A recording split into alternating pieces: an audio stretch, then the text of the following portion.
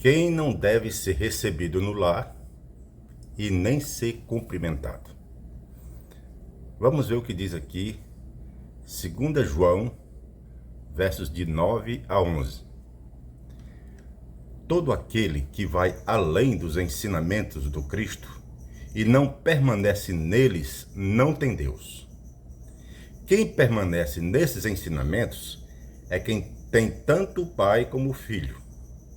Se alguém vier a vocês e não trouxer esses ensinamentos, não recebam na sua casa, nem o cumprimentem, pois quem o cumprimenta participa das suas obras más.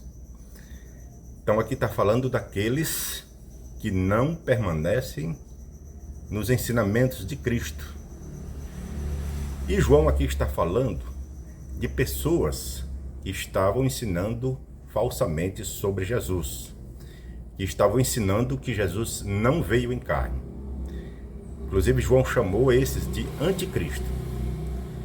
Então, existia esse tipo de gente nos dias de João, e ele estava dizendo que esse tipo de pessoas não deviam ser recebidos nos lares e nem ser cumprimentado. Vamos ver o que diz o comentário aqui no Manual Bíblico SBB sobre esse ponto aqui de 2 João 9 a 11. Diz assim: o ensinamento de Cristo é o teste para avaliar os mestres que vêm de fora.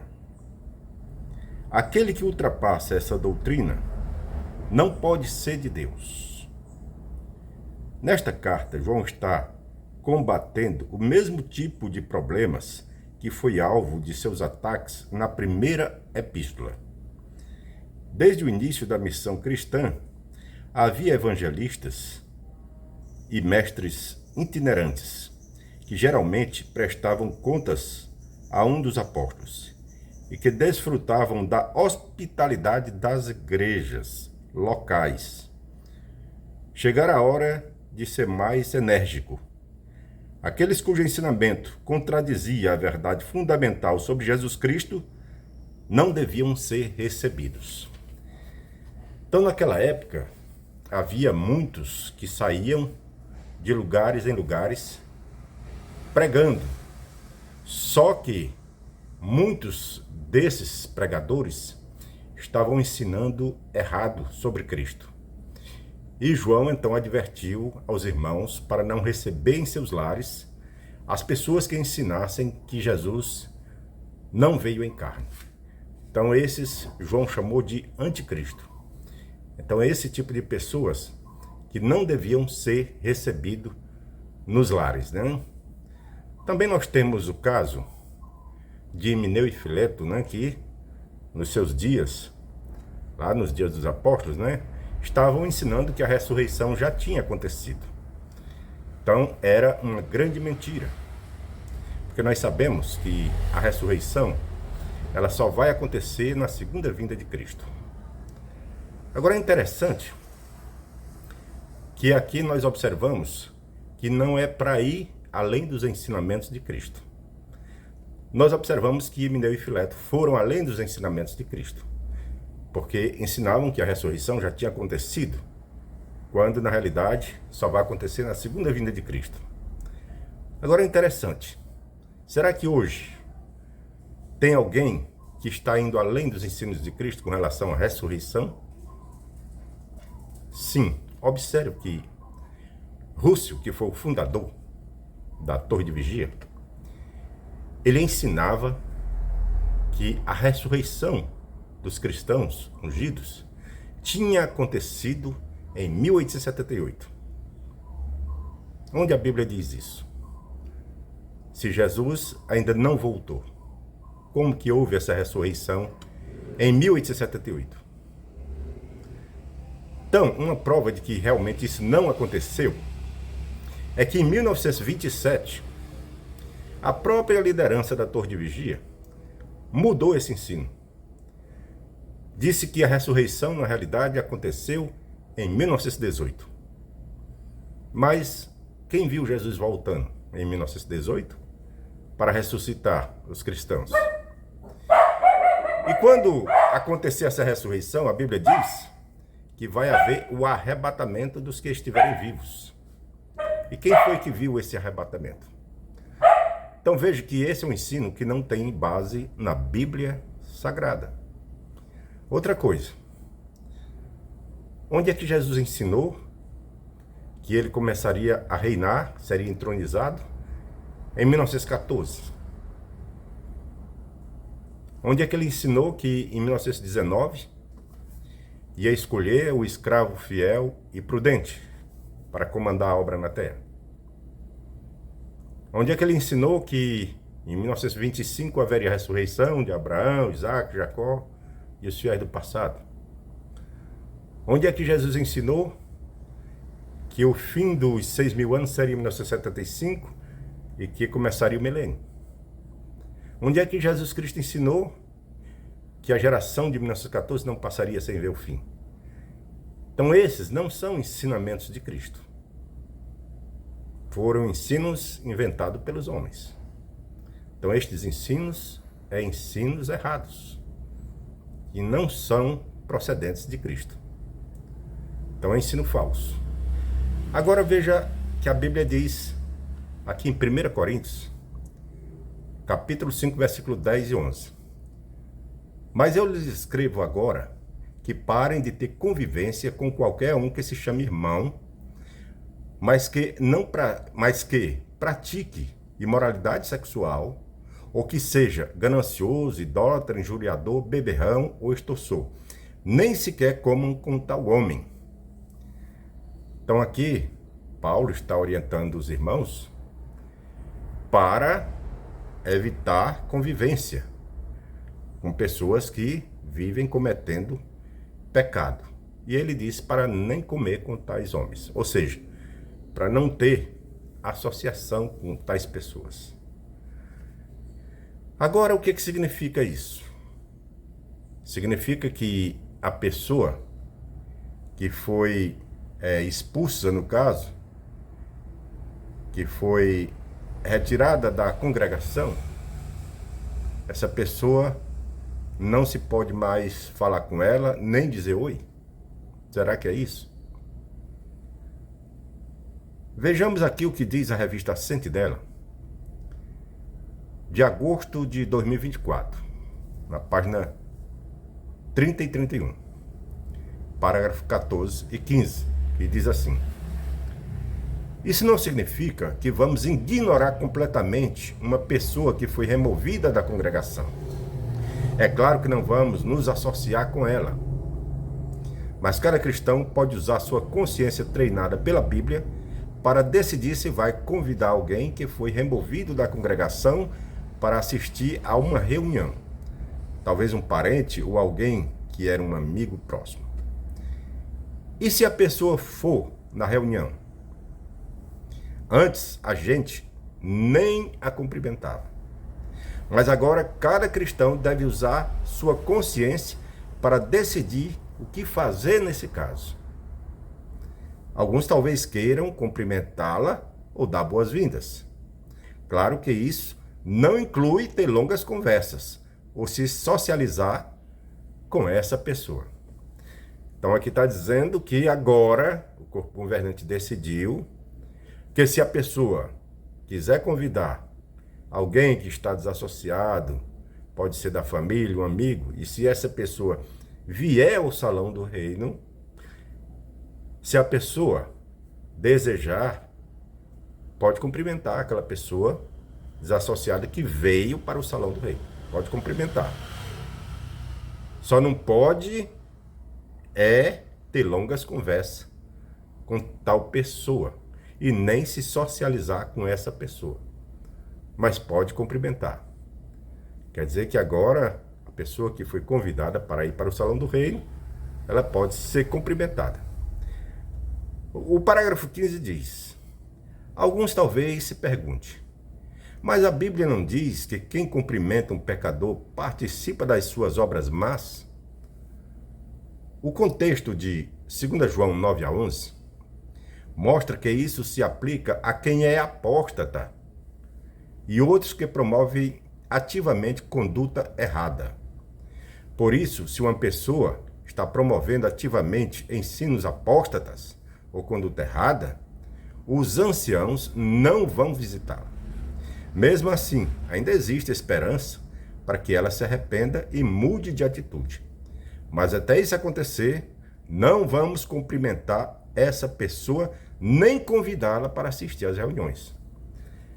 Quer dizer, se a pessoa for apóstata ou se estiver promovendo conduta errada, não deve ser convidado para ir para a reunião e nem deve ser cumprimentado. Mas o que é ser apóstata para a torre de vigia?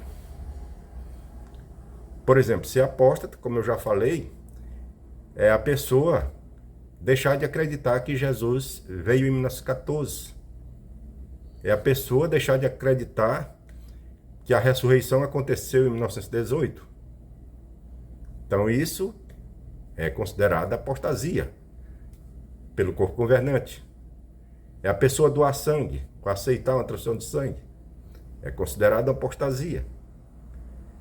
Por exemplo, a pessoa que não aceita mais o ensinamento que só os 144 mil podem participar do pão e do vinho, essa pessoa é considerada um apóstata, porque o ensino é que só os 144 mil podem participar. Se a pessoa discordar, é um apóstata.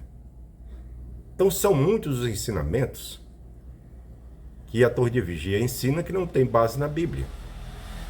E quem sai por discordar desses ensinos é considerado apóstata. E é esse tipo de pessoa que a torre de vigia mais odeia. Não quer que cumprimente nem que convide para as reuniões. Por quê? Porque discorda dos seus ensinos peculiares, né? Discordam, por exemplo, do corpo governante. Porque onde é que a Bíblia diz que Jesus veio em 1919 e escolheu o escravo fiel e prudente para comandar a obra de pregação do reino? Onde a Bíblia diz isso? Em parte alguma. É uma interpretação que não tem base na Bíblia. Tudo baseado numa cronologia que está provada ser errado. Por quê que está errado? Porque, primeiro, Jerusalém não foi destruída em 607. Jerusalém foi destruída em 587. É o que diz a história e a cronologia e o que diz também os arqueólogos, né? Também, Daniel 4 não tem nada a ver com 2520 anos. Lá fala de 7 tempos, ou 7 anos, que se cumpriu no rei Nabucodonosor. Não tem nada a ver com a entronização de Cristo. Então, é uma interpretação falsa. Agora, discordar disso passa a ser considerado apóstata. Então, quem é que é o apóstata? É quem defende o ensino de Cristo ou quem defende o ensino do corpo governante que não tem base na Bíblia. Por exemplo, eu saí em 1993 porque discordei do ensino da geração de 1914 que não passaria. E segundo a torre de vigia, a geração seria de 70 a 80 anos. E completaria 80 anos justamente em 1994. Agora eu pergunto, quem estava certo, eu ou o corpo governante? Quem é o apóstata? É eu ou é o corpo governante que ensinou mentiras e continua ensinando mentiras? Então, por causa desses falsos ensinamentos, eles rotulam pessoas que acreditam em Jesus, que acreditam na Bíblia, rotulam essas pessoas de apóstata. E com isso, proíbem membros da família e amigos de falar com tais pessoas. Como eu já disse muitas vezes, eu tenho 4 filhos que são testemunhos de Jeová. Na época, 93, que eles foram com a mãe para São Paulo, que houve a separação, eles tinham entre 2 e 7 anos. Agora eles já são maiores. Nenhum fala comigo. Por quê? Porque eu discordei do ensino da geração de 1914, que não passaria. E quem aqui está certo? É eu ou é o corpo governante, nesse caso? Agora vamos ver o que diz aqui Tiago 5, 19 e 20. Meus irmãos, se alguém entre vocês for desencaminhado da verdade e outro fizer voltar, saibam que quem faz um pecador voltar do seu caminho errado, o salvará da morte e cobrirá uma multidão de pecados. Se a Torre de Vigia diz que é errado cumprimentar um pecador, falar com um pecador, com os associados. Então, como é que a pessoa, sem poder falar com esse pecador, vai convencer ela de voltar para a verdade? Não tem condição, né? Então, se uma pessoa for desencaminhada e alguém que é espiritualmente forte convencer aquela pessoa para voltar para servir a Deus, então essa pessoa está ajudando a cobrir uma multidão de pecados. E também está salvando aquela pessoa da morte. É o que diz aqui Tiago. Então a Bíblia, ela condena a associação no erro, a associação no pecado, associação com fornicação, associação com roubo, associação com bebedeiras, condena. E condena principalmente aqueles que vão além dos ensinos de Cristo, que nega que Jesus veio em carne. Então esse tipo de pessoa é que é condenado pela Bíblia. E eu vou ler mais aqui o que diz aqui este livro, a Bíblia Explicada, aqui no comentário sobre 2 João. Veja o que diz aqui, em 1 João, no capítulo 4, né? Comentando aqui, esse capítulo 4 de 1 João diz: alguns têm entendido desse trecho que nos tempos dos apóstolos, João, alastrava-se o ensino dos gnósticos, que negavam a verdadeira humanidade de Cristo, alegando que ele era um ser espiritual com apenas a aparência de homem. O erro corrente nos dias de hoje é o contrário. A admissão da sua verdadeira humanidade com a negação de ser ele, Deus manifesto em carne. Não devemos admitir ensino de nenhuma espécie que represente mal a pessoa do Senhor Jesus Cristo. Então veja, naquele tempo do apóstolo João, eles negavam que Cristo veio em carne. E hoje negam que Jesus seja Deus e tenha parte na divindade. Então, os extremos. Então, todos os que vão além do ensino de Cristo é anticristo. Tanto os que negam que Jesus veio em carne, como os que negam a divindade de Cristo, que negam que Jesus seja Deus assim como seu Pai. Então, é esse tipo de pessoa que nega a Bíblia, que nega os ensinos de Jesus, que deve ser evitado, que não devemos cumprimentar, no sentido de receber para dar palestras, para ensinar suas mentiras. Então é isso que a palavra de Deus nos tem ensinado. Se você gostou dessa informação, deixe seu like, compartilhe esse vídeo. Se não é inscrito no canal, se inscreva. E que Deus abençoe a todos. Amém.